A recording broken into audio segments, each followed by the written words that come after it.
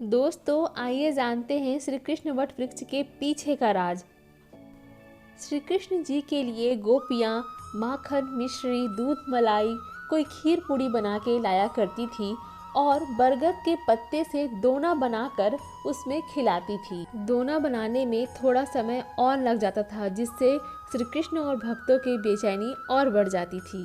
यह देखकर भगवान श्री कृष्ण अति असमंजस में पड़ गए कि मुझे इतना उत्साह रहता है अपने भक्तों का कि वो आके मुझे भोग लगाते हैं, और गोपियाँ भी बड़े हर्षोल्लास से उत्साहित होती है कि कब पहुँचे और भगवान कृष्ण को अपना भोग खिलाएं। तो इस असमंजस और उनके अंतर्मन को पढ़ते हुए भगवान श्री कृष्ण ने बरगद को आदेश दिया कि तुम्हारे सारे पत्ते दोने के आकार के हो जाएं। यह दुर्लभ माखन कटोरी भारत में बहुत कम और छत्तीसगढ़ में एकमात्र श्री नारायण के प्रांगण में देखा जा सकता है। यहाँ माता सबरी ने राम जी को कृष्ण दोने से जूठे बेर खिलाए थे।